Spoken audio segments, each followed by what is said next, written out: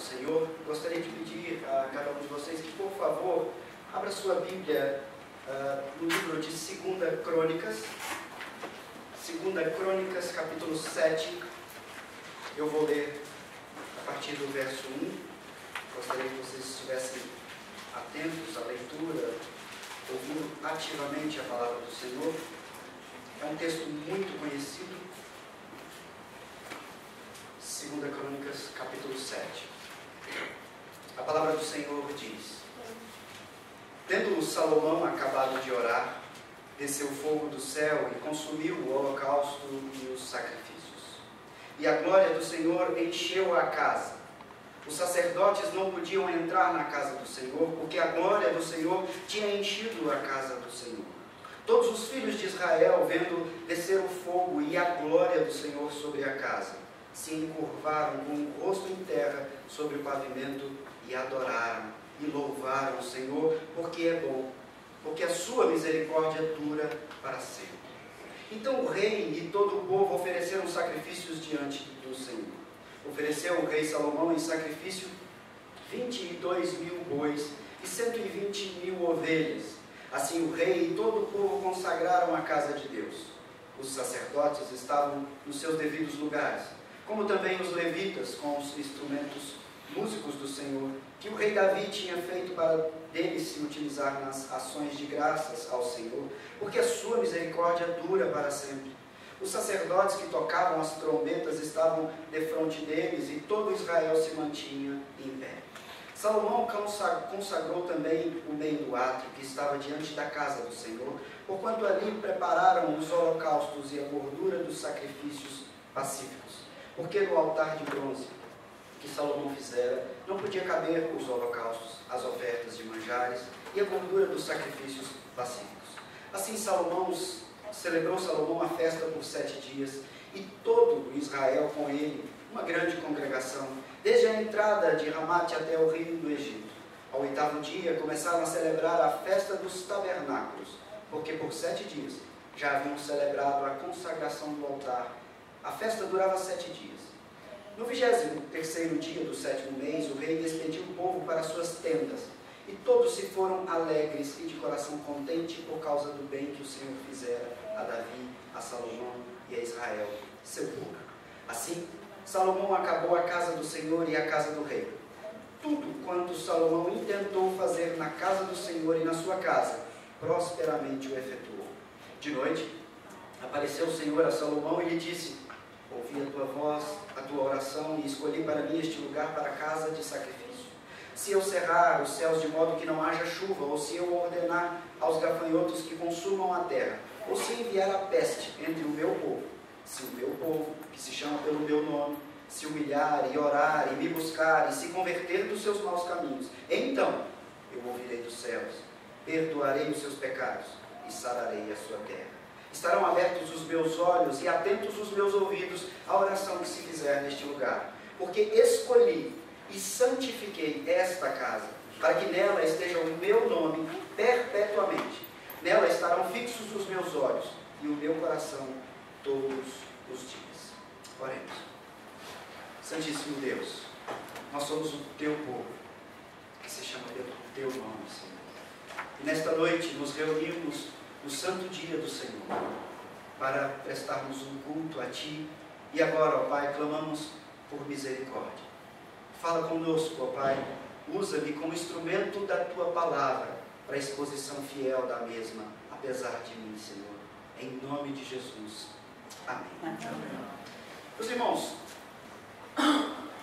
eu li todo o texto para entendermos todo o contexto, mas eu gostaria de focar um pouco melhor do verso 11 em diante, que fala desta inauguração, deste momento em que Salomão cumpre ali a aliança que já havia sido feita com seu pai Davi e é cumprida com Salomão. Deus então se relaciona em aliança com Salomão. E ele fala então do templo, das tendas, das casas, da forma como Deus estaria ali presente no meio do seu povo. E gostaria que a gente pensasse numa casa, uma residência, um conjunto de paredes construídas como moradia para um indivíduo ou para um grupo de pessoas, de forma que eles estejam protegidos dos fenômenos naturais externos, ou até mesmo de ladrões, ou qualquer outra coisa desse gênero. Desde o princípio, foi assim. O homem se utiliza de formações naturais, de cavernas, de árvores, para suprir a necessidade de uma residência, de uma moradia. E isso está tão ligado às nossas vidas que passa a ser algo mais do que simplesmente um lugar de abrigo.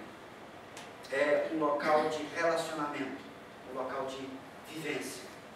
Mesmo quando nós temos as nossas casas e ela é boa o suficiente, ainda assim há alguns de nós que se aventuram ao fazer a casinha na árvore para os nossos filhos brincarem. Eu fiz uma há pouco tempo lá na casa pastoral de Alexandre. Mas disse que uma casa não faz um lar. Um lar é a habitação e comunhão da família. O lar é produto do carinho, do amor, do relacionamento em determinada habitação.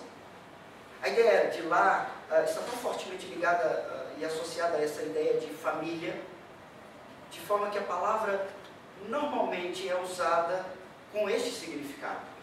Lar, família. Às vezes quem mora sozinho diz que não tem lar, apenas tem uma casa para se esconder. Nesse sentido, o lar é entendido como algo mais do que simplesmente uma estrutura física, um abrigo. O lar é onde há comunhão, ou deve haver comunhão, habitação. Em certo sentido, a palavra habitação na Bíblia está ligada à comunhão, a ter em comum as coisas. E nós, crentes, falamos com muita facilidade que nós somos o templo de Deus. Habitação, morada do Todo-Poderoso, como diz a palavra. Que Ele habita em nós e que a presença dEle em nossas vidas é algo profundo. Mas às vezes nos encontramos em momentos de dor e de sofrimento tão profundo que parece que Deus sequer nos vê. Que tudo vai desmoronando como uma avalanche em nossas vidas, coisas ruins vão acontecendo, como se Deus estivesse simplesmente distante de nós e não habitando em nós, apenas lá do seu grande trono, assistindo a tudo sem nenhuma interferência. Existe até mesmo uma linha teológica que uma das suas defesas é isso, a linha deísta, que afirma que Deus de fato criou todas as coisas, mas Ele está lá, em outra dimensão, e Ele não se envolve em nossas vidas. Ele não habita em nós, e sequer participa dessa dimensão cósmica em que nós nos encontramos. Logo, para nós buscarmos entender a presença e a manifestação de Deus em meio ao seu povo, nós precisamos observar no progresso da narrativa bíblica a interação de Deus junto à criação do seu povo. Portanto, eu gostaria que nós estivéssemos pensando hoje sobre a igreja, templo de um Deus presente, onipresente. Logo após a narrativa da queda de Adão e Eva, lá no Éden, no capítulo 3 de Gênesis, é dito que eles ficaram envergonhados quando ouviram a voz do Senhor Deus que andava pelo jardim pela viração do dia, esconderam-se da presença do Senhor Deus, o homem e sua mulher, por entre as árvores do jardim, como se um arbusto pudesse tampar o homem do Deus Todo-Poderoso, da presença daquele que andava pelo jardim. Eles se escondem da presença do Senhor. Deus cria todas as coisas e manifesta a sua presença em meio à criação. Ele anda, ele se relaciona, ele andava pelo jardim. Mas o homem então é expulso daquele lugar e passa a existir uma separação entre o homem e Deus, a morte espiritual. E ainda em Gênesis, um pouco à frente, nós vemos a narrativa sobre um homem que se destaca, Noé. Uma das primeiras afirmações sobre Noé, em Gênesis 6, verso 9, é que ele andava com Deus. Dessa forma, observamos que Deus prossegue agindo na vida de alguns homens, constituindo o que Ele mesmo chama de seu povo. Particular, peculiar, povo exclusivo, de propriedade dele. Esse povo, depois de um tempo já muito numeroso, é escravizado, todos nós sabemos, e Moisés então é chamado para livrar esse povo da escravidão. Quando eles estão no êxodo, saindo então do Egito, eles param à sombra do Monte Sinai, aquele monte grandioso, e fazem ali um acampamento, e no alto do monte o próprio Deus escreve a sua lei. E mais à frente, em Êxodo 25, é narrada a orientação para que eles fizessem uma tenda, uma barraca bem grande, um tabernáculo com uma arca lá dentro, chamada Arca da Aliança, onde ele iria manifestar a sua presença e glória no meio do seu povo. Portanto, a igreja verdadeira, reunido, o povo de Deus, é templo de um Deus presente, porque ele manifesta a sua presença sempre no meio do seu povo. Quando o povo de Deus já está organizado como um reino, Davi é constituído rei, e em 2 Samuel 5 é narrado que Davi domina uma cidade chamada Jebus, e por ser um local seguro, com bons muros, eles instituem ali então o reino de Davi. Agora a cidade não mais chamada de Jebus, mas Jerusalém. Colocam então a arca da presença, a arca da aliança, que estava com este povo desde o êxodo, em tendas, colocam ali, no meio deles, em uma outra tenda. Davi deseja fazer um templo para colocar a arca da presença de Deus naquele lugar, mas Deus não permite. Em 2 Samuel 7:12, é descrito um momento em que Deus faz uma aliança com Davi, dizendo que o seu descendente é quem iria construir um templo para Deus, onde ele manifestaria a sua presença e a sua glória. Salomão, filho de Davi, construiu o templo e fez uma oração dedicando este templo a Deus. E essa oração é descrita aí no capítulo anterior, capítulo 6 de 2 Crônicas, no verso 12, e agora no capítulo 7, Deus responde essa oração. Muito tempo passou entre o capítulo 6 e o capítulo 7. Mas Deus responde esta oração mostrando que ouviu a oração de Salomão. No verso 12 ele diz: eu ouvi a tua oração, escolhi para mim este lugar como casa de sacrifício. Nessa primeira frase aí do verso 12, onde eu quero partir do nosso raciocínio, existem algumas expressões que chamam a nossa atenção. Deus ouve, Deus escolhe, Deus designa. Para que ele escolheu? Em resposta à oração de Salomão. Isso me faz lembrar do Salmo 115, falando dos falsos deuses. Tem boca, mas não falam, tem olhos e não veem, tem ouvidos, mas não ouvem, nariz e não cheiram, suas mãos não apalpam, seus pés não andam, som nenhum lhe sai da garganta.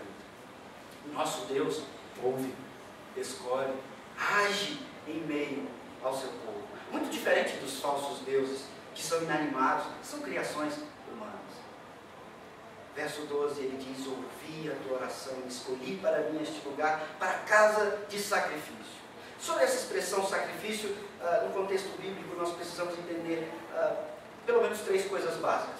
Sacrifício é para consagração, sacrifício é para comunhão, sacrifício é para expiação. Portanto, o próprio Deus está afirmando aqui que o templo é para consagração, comunhão e expiação do seu povo nesse contexto. Salomão sabia que Deus não poderia ser contido em um templo, conforme ele mesmo disse no capítulo 2 de 2 Crônicas. Ele diz: os céus e até os céus dos céus não podem conter.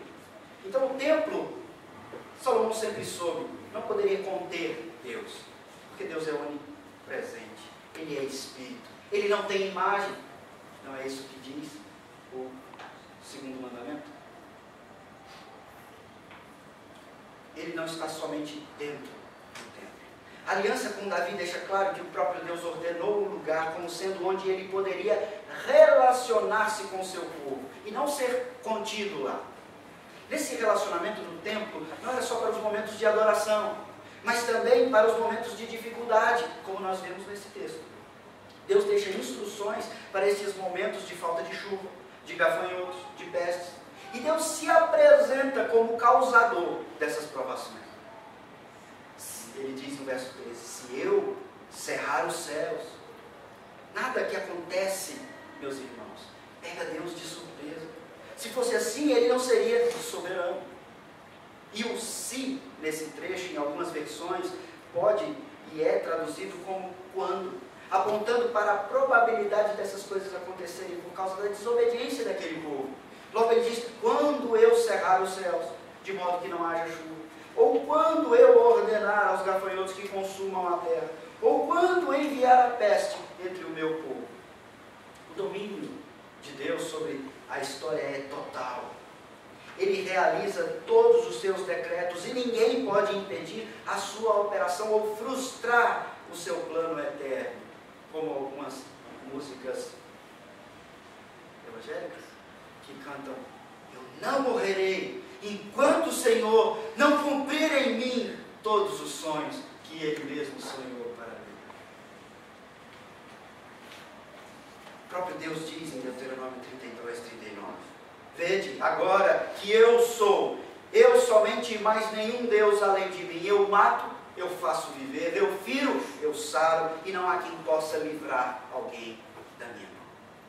Esse é o nosso Deus, o grande eu sou, aquele que habita no meio do seu povo. Na criação, Deus exerceu o seu poder divino para trazer o mundo à existência. Na providência, como nós já mencionamos, oramos confiadamente hoje, Ele continua a exercer esse mesmo poder para sustentar a criação, se envolver com todos os acontecimentos e dirigir todas as coisas para os seus fins determinados. Deus é grande e o homem é limitado. Deus existe por si. Ele não depende de nenhuma fonte originária para a existência dele. Ele é autoexistente. Seu próprio nome, Yahvé, declara que Ele é e continuará sendo aquele que é, aquele que é, aquele que há de vir, como diz a palavra. Ele deixa isso claro para mostrar que maldito o homem que confia no próprio homem, faz da carne mortal o seu braço e aparta o seu coração do Senhor. Jeremias 17:5. O nosso braço forte é o Senhor. Não adianta termos dinheiro, ou influência, ou sermos uma pessoa que quase não tem defeito, como às vezes nós nos defendemos. Não, nós precisamos viver em completa dependência do Senhor.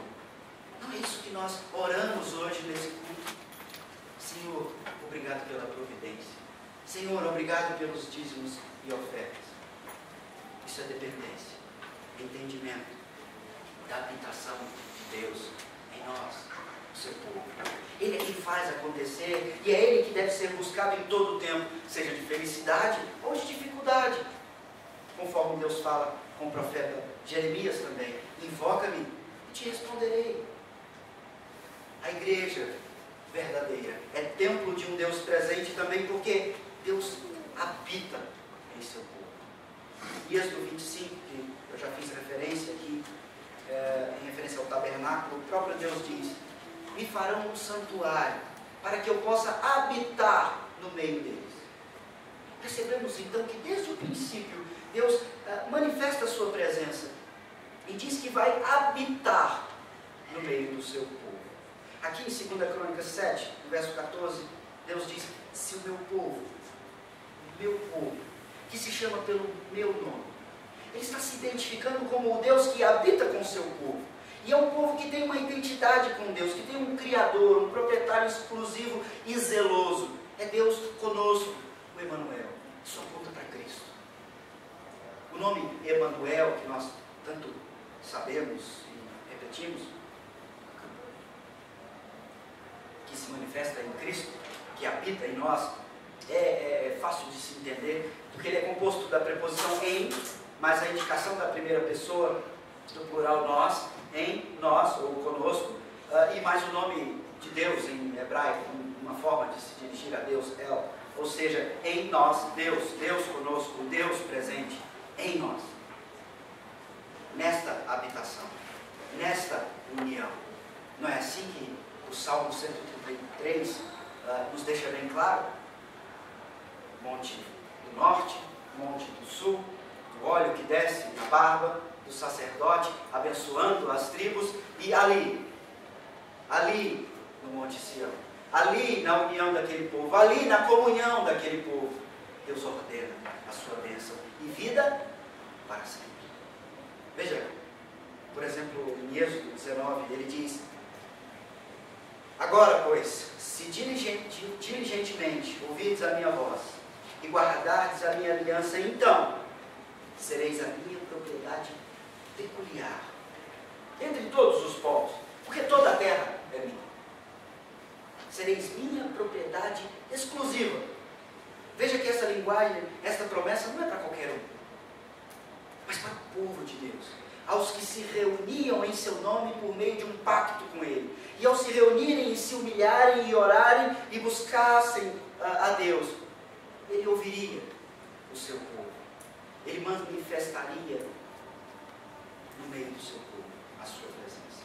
Como povo de Deus, nós não somos donos de nós mesmos e precisamos não só entender intelectualmente isso, mas viver isso, colocar isso, guardar no nosso coração e viver todos os dias. Nossos filhos não são nossos. Seu marido, sua esposa são todos do Senhor.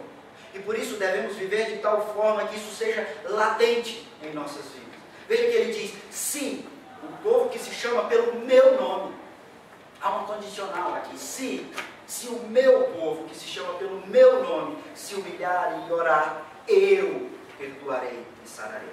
Se humilhar e orar diz respeito ao comportamento do povo, e perdoar e sarar diz respeito à resposta de Deus, à reação do povo diante das dificuldades. Deus está dizendo, se vocês se humilhem, orem, me busquem, e então eu perdoo vocês e saro a vossa terra. Nesse texto é como se houvesse uma fórmula aqui de submissão do verdadeiro cristão. Humildade em oração com arrependimento. Quantas vezes nós dizemos arrependido e estamos apenas envergonhados daquilo que fizemos? Quantas vezes nós oramos e não há mudança de comportamento? Quantas vezes nós dizemos humildes e até nos apresentamos com humildade verbal diante de Deus, mas nosso coração está endurecido, cheio de pecados e de ídolos escondidos. Veja que a sua atitude em buscar a Deus não deve ser como uma troca, como uma barganha com Deus. Deve existir humilhação real, sincera, oração intensa e verdadeira, e um comportamento de arrependimento dos pecados. Todos os domingos nós prezamos pelo momento de confissão e de pedido de perdão do culto a Deus, porque deve ser assim. Mas isso não pode ser um ato religioso. Isso deve ser algo sincero. Você tem que sair dessa porta tendo vivenciado aquele pedido de perdão diante do Senhor, com humildade, em oração, com arrependimento. Porque aqui há a comunhão do povo de Deus, aqui há a manifestação da presença de Deus. É necessário cultivarmos um sentimento de completo ódio pelo pecado que nós cometemos.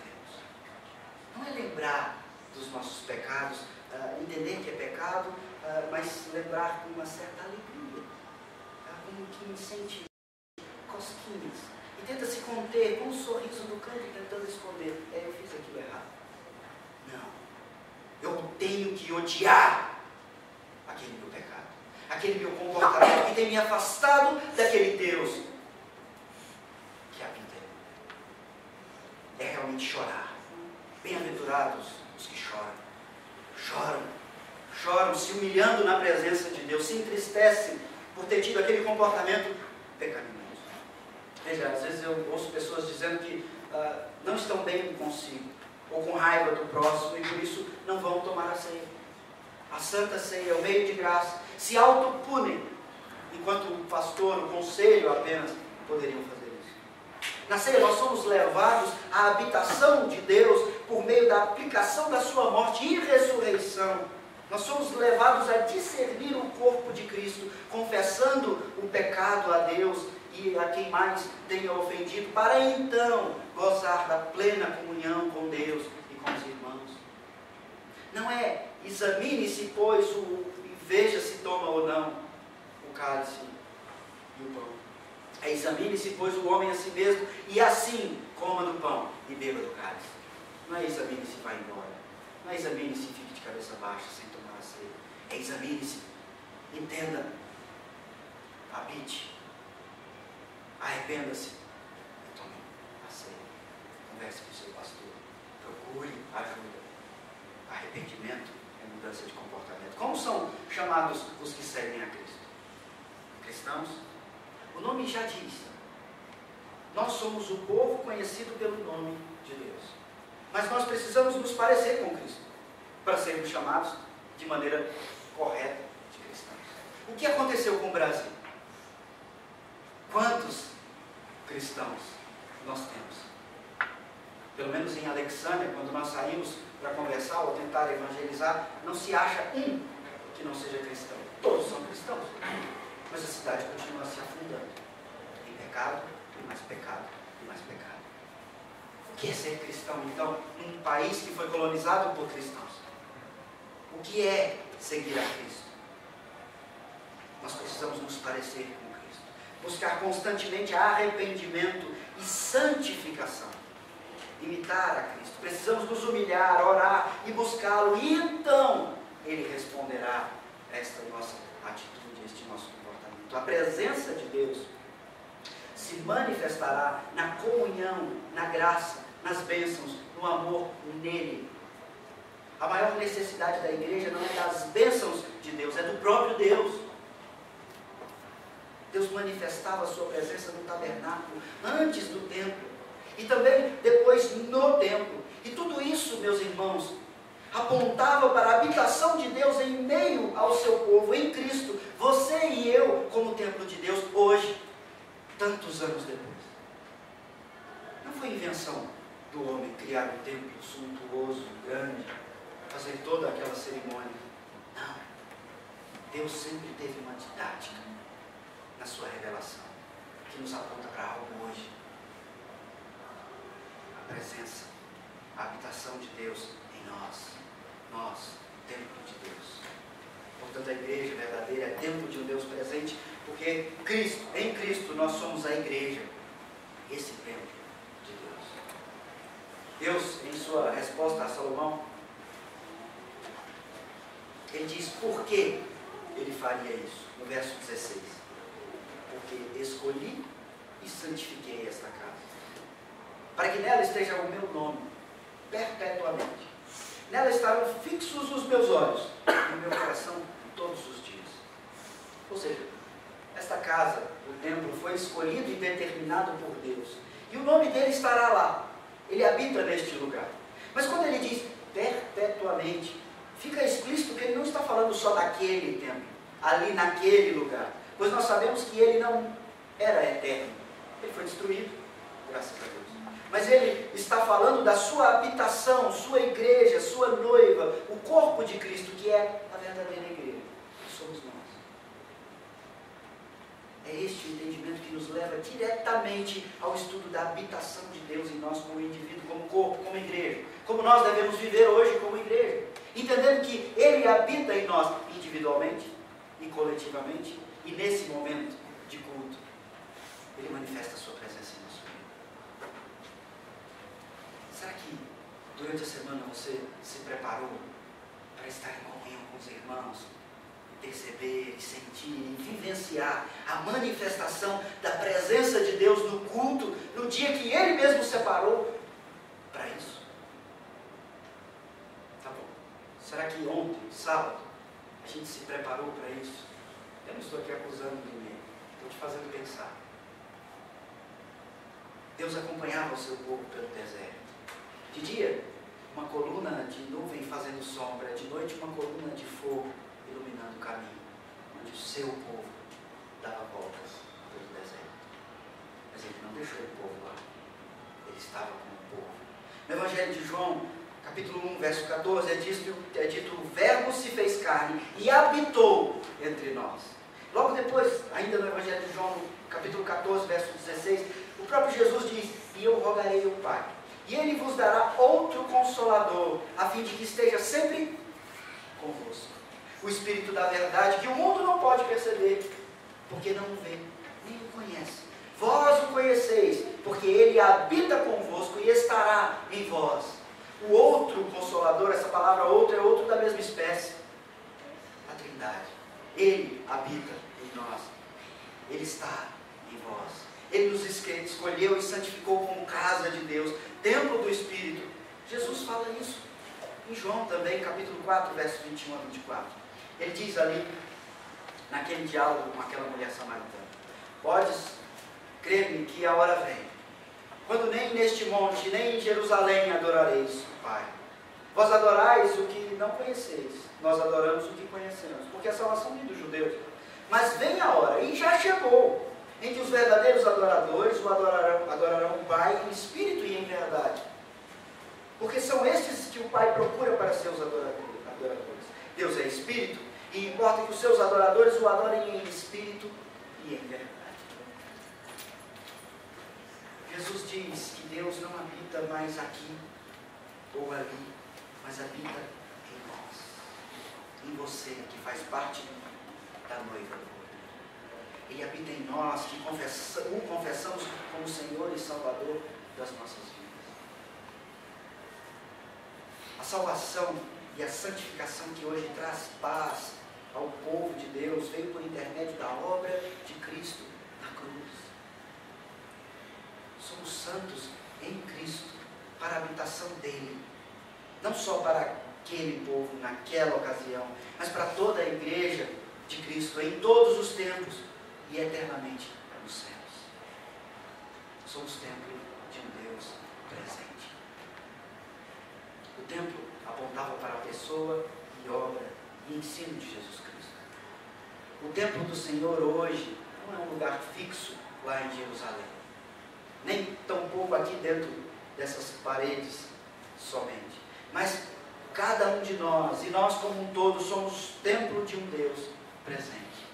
Entristece muito perceber e ver essas caravanas, até presbiterianas, que vão lá para Jerusalém, e você vê tanta gente há tanto tempo na igreja, escrevendo lá os seus pedidinhos de oração e enfiando naquele muro que restou do templo. Nós somos o templo de um Deus presente, de um Deus que age em nós, conosco, para nós.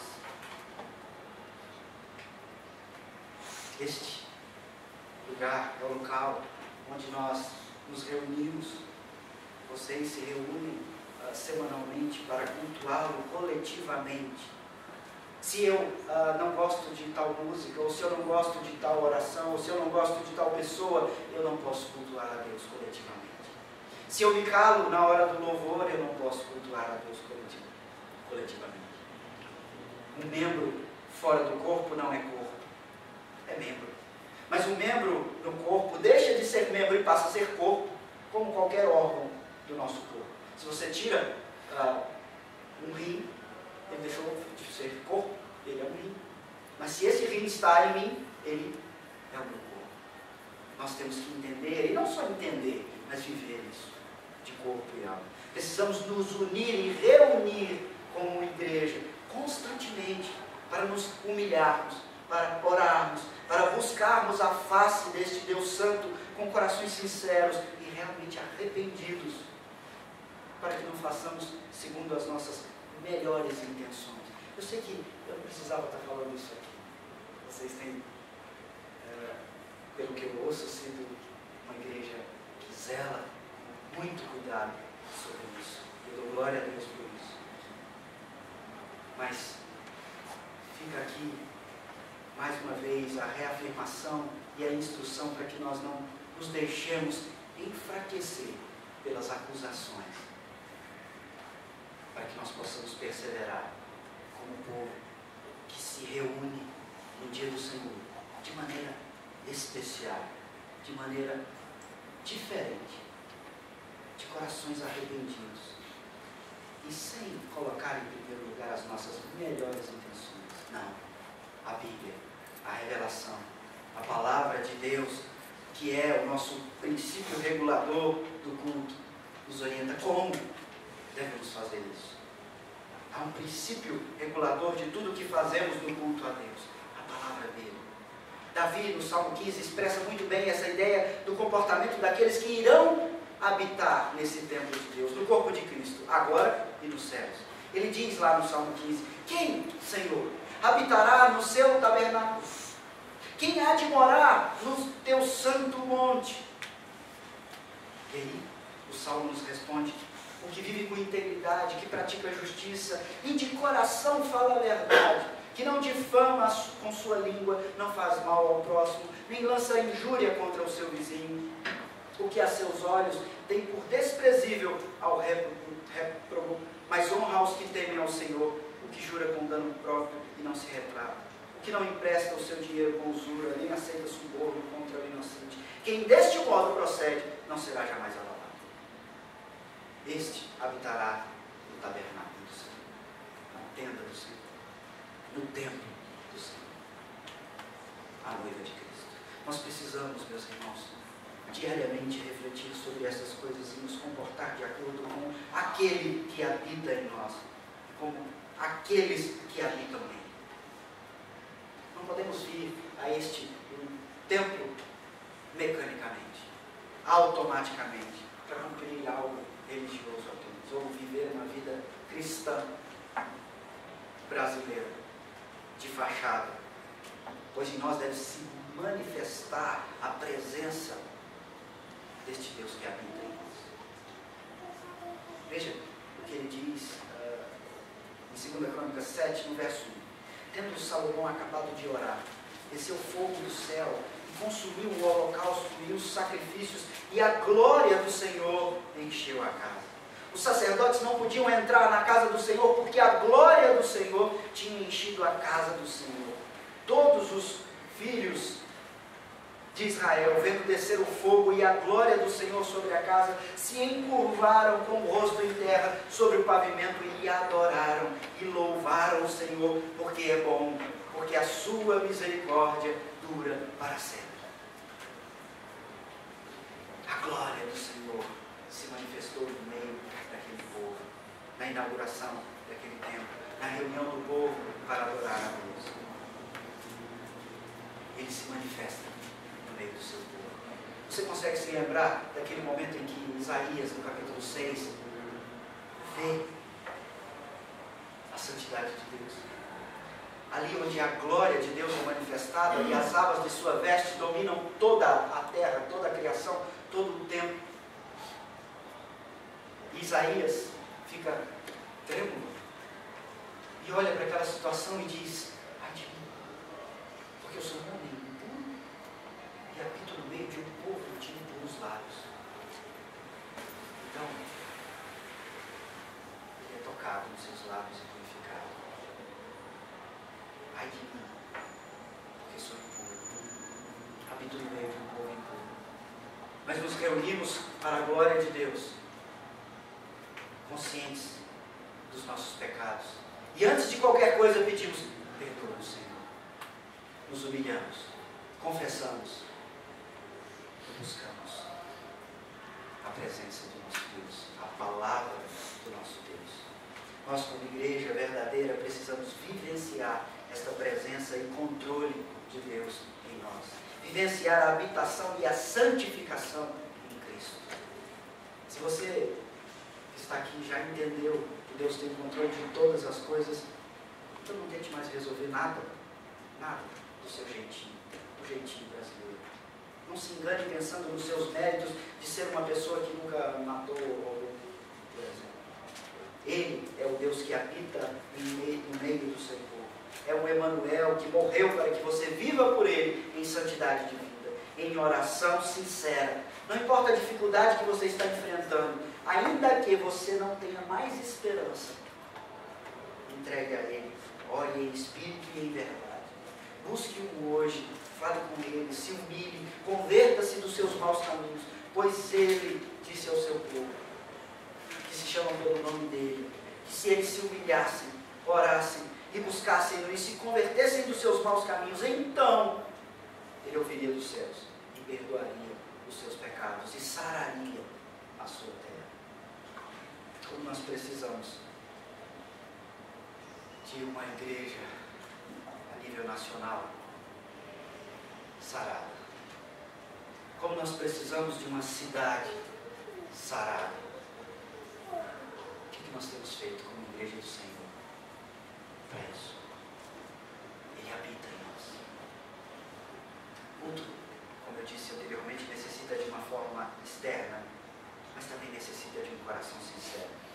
Para que a oração seja feita, ela deve ser acompanhada pelo sacrifício de um pecado, do pecado, pelo pecado. Nós podemos orar hoje, neste culto, porque Jesus ofereceu um sacrifício final e completo por todos os nossos pecados. Suficiente para qualquer tipo de pecado. Mas não para que continuemos pecando. Como diz lá em 1 João. Não para que viva pecando. Mas para que nos confessemos a Ele. É dessa forma, meus irmãos, que eu manifesto o meu desejo, que o nosso anseio seja o mesmo expressado no Salmo 84, que diz: quão amáveis são os teus tabernáculos, Senhor dos exércitos. A minha alma suspira e desfalece pelos átrios do Senhor. O meu coração e a minha carne exultam pelo Deus vivo.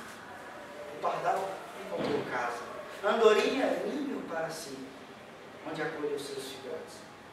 E eu, os teus altares, Senhor dos exércitos, Rei meu e Deus meu.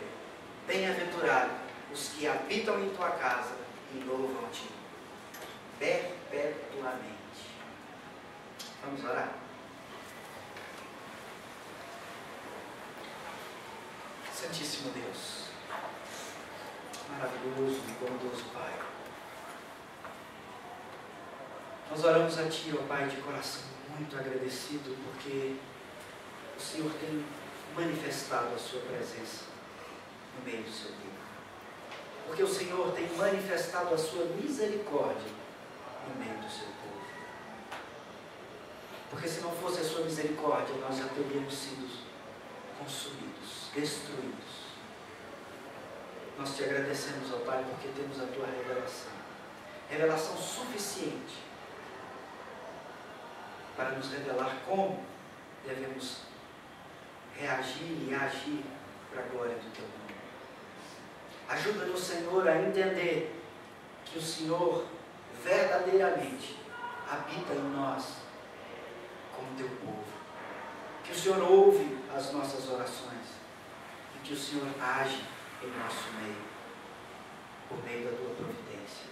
Ajuda-nos a não só entender isso intelectualmente, Senhor, mas a viver isso intensamente, todos os dias, no nosso trabalho, nos nossos estudos, no nosso namoro, no nosso casamento, na criação dos nossos filhos, nos nossos relacionamentos, no nosso evangelismo, porque o Senhor habita em nós. E não há um lugar sequer onde o Senhor não esteja presente. E nós Te agradecemos, Senhor, porque temos entendimento disso. Pedimos então que o Senhor nos capacite a viver assim. Porque se depender somente de nós, ó Pai, não conseguiremos.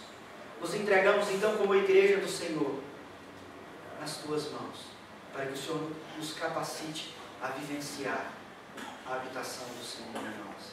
Para que o Senhor permita que pecados encobertos sejam trazidos à vista, para que sejam tratados. Para que o Senhor permita que nós mesmos venhamos a confessar e a confessarmos uns aos outros, procurando arrependimento real e sincero nos instrumentos que o Senhor tem nos concedido para crescermos na Tua graça, no Teu amor, no Teu perdão. Ajuda, Pai, a nós como igreja do Senhor, ajuda esta igreja, a igreja da aliança, a crescer fiel na exposição da Tua palavra, no entendimento e na vivência da Tua palavra, para a glória do Teu santo nome. Abençoa o pastor Dilcirei e cada membro aqui presente, ó Pai, cada irmão que aqui entrou nesta noite, para que possamos sair daqui manifestando a habitação do Senhor em nós. Em nome de Jesus.